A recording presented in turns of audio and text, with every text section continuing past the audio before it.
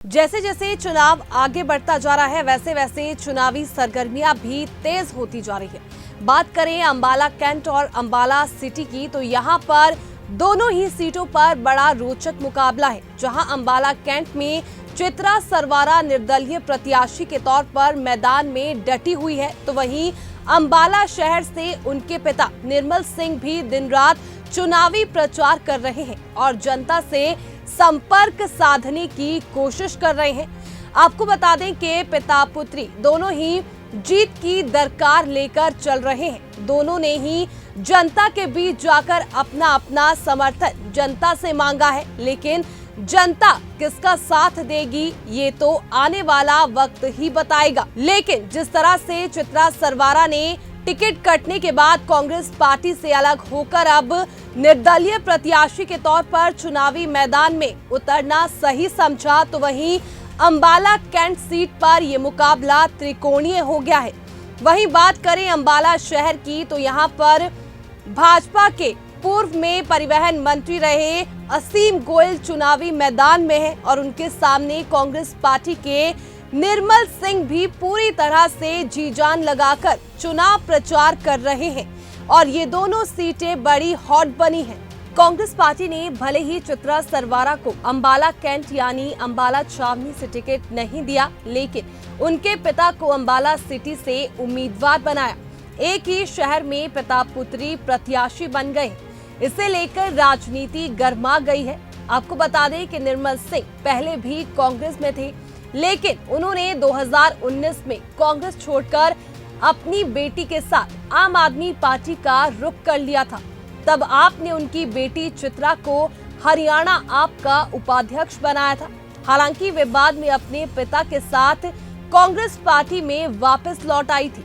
निर्मल सिंह 4 बार विधायक और 1 बार मंत्री रह चुके हैं, तो वहीं दूसरी ओर उनकी बेटी कांग्रेस छोड़ने से पहले हरियाणा महिला कांग्रेस की नेता थी, लेकिन चित्रा की बगावत से अंबाला की राजनीति गर्मा गई। कांग्रेस में लौट आने के बाद जब चित्रा सरवारा का टिकट कांग्रेस पार्टी से कट गया तो एक बार वे फिर निर्दलीय प्रत्याशी के तौर पर चुनावी मैदान में डटी हुई है।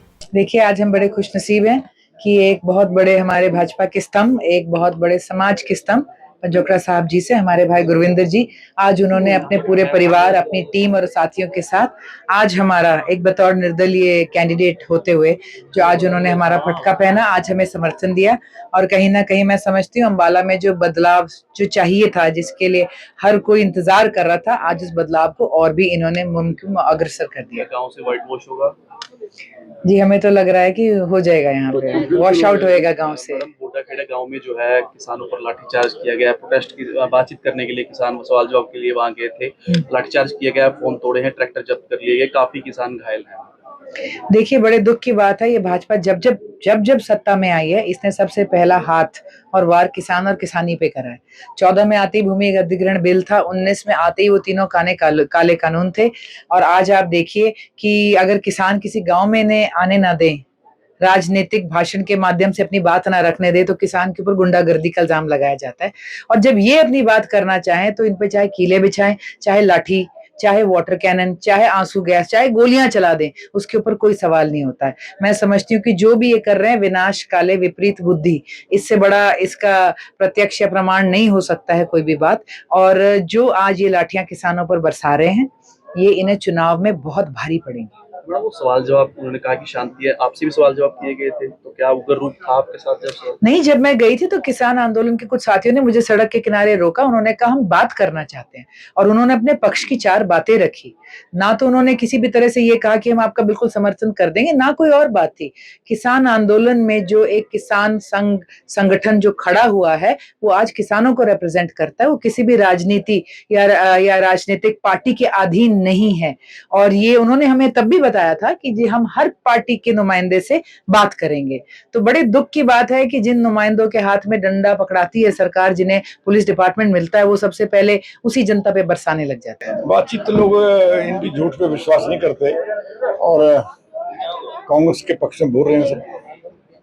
कुछ 21 रुपए वाली पर्चियां भरी जा रही हैं, सब झूठे लोग जानते हैं, झूठे फ्रॉड है, बच के रहें। कह रहे हैं नौकरियां देंगे, कार्ड हम बांट रहे कहांगे 10 साल निकल गए। हैं। ये आपके नाम से काफी भय फैला रहे हैं। तो मैं 42 साल से हूँ, जब असीम गोल पैदा हुआ था। राजनीति में तो विश्वास के बिना तो लंबा चल नहीं सकता। मैं बहुत आए गए देखे, और भाई के खिलाफ क्या बोल रहे हैं लोग। इससे बड़ा गुंडा कोई हो नहीं सकता। लोगों को धमाया, गोलियां चलाता है फार्मर्स पे। नगर निगम में भी काफी घोटाले पकड़े जाएंगे, नहीं घोटाले इनके पकड़ेंगे नहीं घोटालों।